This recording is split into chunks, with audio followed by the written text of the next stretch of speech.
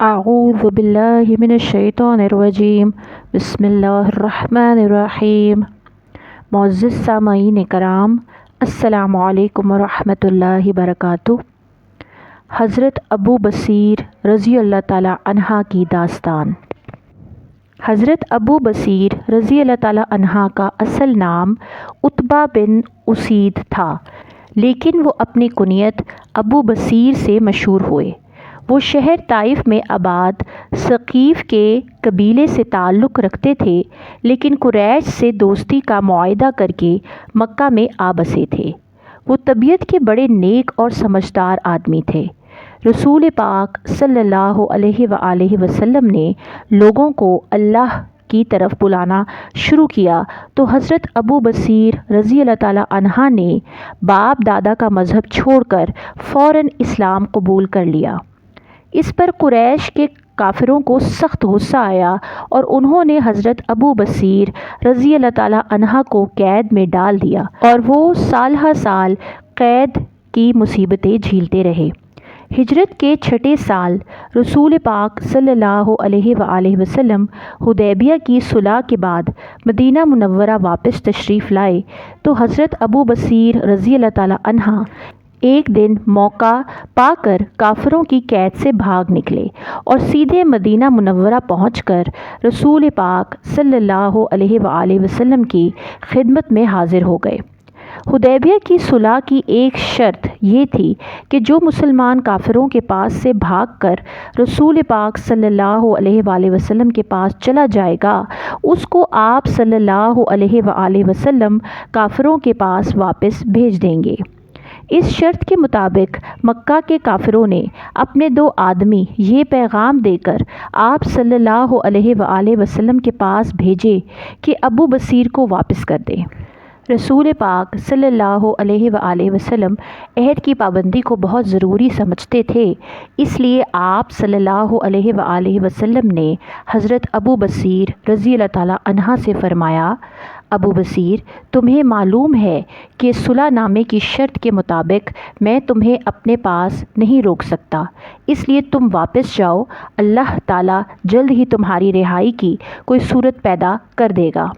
حضرت ابو بصیر رضی اللہ تعالی عنہ نے عرض کیا، اے اللہ کے رسول صلی اللہ علیہ وآلہ وسلم، آپ مجھے کافروں کے پاس بھیج رہے ہیں، وہ تو مجھے اسلام سے پھر جانے پر مجبور کریں گے۔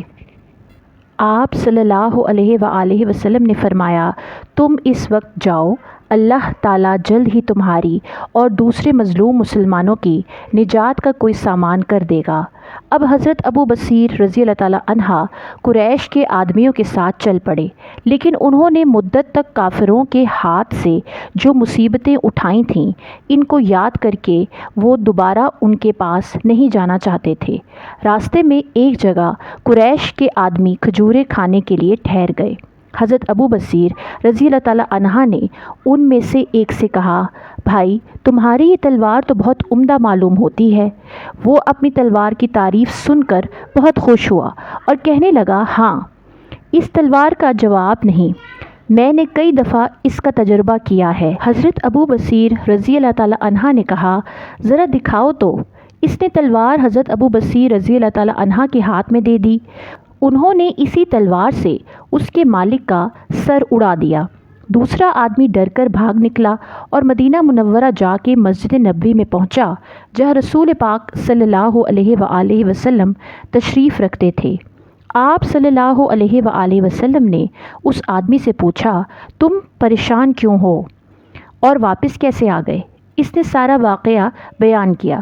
اتنے میں حضرت ابو بصیر رضی اللہ تعالی عنہ بھی آ پہنچے۔ انہوں نے عرض کیا، اے اللہ کے رسول صلی اللہ علیہ وآلہ وسلم، آپ نے معاہدے کی شرط پوری کر دی، اللہ نے مجھے ہمت دی اور میں آزاد ہو گیا۔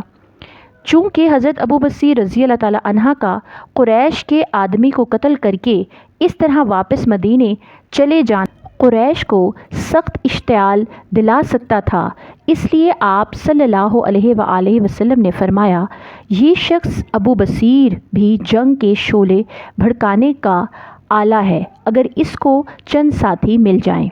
حضرت ابو بصیر رضی اللہ تعالی عنہ آپ صلی اللہ علیہ وآلہ وسلم کی زبان مبارک سے یہ الفاظ سن کر سمجھ گئے کہ اب ان کا مدینہ منورہ میں رہنا ممکن نہیں۔ وہ خاموشی کے ساتھ وہاں کھسک گئے۔ سمندر کے ساحل پر واقع ایک مقام ایس میں جا بسے۔ ایس کے قریب ہی وہ راستہ تھا جہاں سے قریش کے تجارتی قافلے ملک شام آتے جاتے تھے۔ چند دن کے بعد ایک اور مظلوم مسلمان حضرت ابو جندل رضی اللہ تعالی عنہ بھی کافروں کی قید سے بھاگ کر ایس آ پہنچے۔ اب دوسرے مظلوم مسلمانوں کے لیے بھی راستہ کھل گیا۔ جس کو موقع ملتا مکہ سے بھاگ کر ایس پہنچ جاتا۔ اس طرح تھوڑے ہی عرصے میں حضرت ابو بصیر رضی اللہ تعالی عنہ کو بہت سے ساتھی مل گئے۔ اب قریش کا جو تجارتی قافلہ قریبی راستے سے گزرتا وہ اس پر حملہ کر کے تباہی مچا دیتے۔ مکہ کے لوگ اپنے قافلوں پر حضرت ابو بصیر رضی اللہ تعالی عنہ کے ان حملوں سے سخت پریشان ہوئے، کیونکہ ان کی تجارت خطرے میں پڑ گئی تھی۔ آخر انہوں نے عاجز آ کر رسول پاک صلی اللہ علیہ وآلہ وسلم کے پاس یہ پیغام بھیجا کہ آئندہ جو مسلمان ہمارے ہاں سے بھاگ جائے وہ آزاد ہے۔ آپ صلی اللہ علیہ وآلہ وسلم اسے واپس کرنے کے پابند نہیں ہوں گے۔ ساتھ ہی انہوں نے آپ صلی اللہ علیہ وآلہ وسلم سے درخواست کی کہ ایس کے مسلمانوں کو روکیں کہ وہ ہمارے تجارتی قافلوں پر حملے نہ کریں۔ رسول پاک صلی اللہ علیہ وآلہ وسلم نے قریش کی درخواست منظور کر لی اور ایس میں پناہ لینے والے مسلمانوں کو لکھ بھیجا کہ ابو بصیر اور ابو جندل مدینہ آ جائیں اور باقی لوگ اپنے اپنے گھروں کو چلے جائیں۔ جب رسول پاک صلی اللہ علیہ وآلہ وسلم کا فرمان مبارک حضرت ابو بصیر رضی اللہ تعالی عنہ کو ملا تو وہ سخت بیمار تھے اور ان کے بچنے کی کوئی امید نہ تھی۔ انہوں نے اپنے آقا رسول پاک صلی اللہ علیہ وآلہ وسلم کے فرمان مبارک کو سر آنکھوں پر رکھا اور اس کو پڑھتے پڑھتے ہی فوت ہو گئے۔ حضرت ابو جندل رضی اللہ تعالی عنہ نے ان کی نماز جنازہ پڑھائی اور ایس ہی میں ان کو دفن کر کے مدینہ منورہ آ گئے۔ دوسرے مسلمان بھی اپنے گھروں کو چلے گئے۔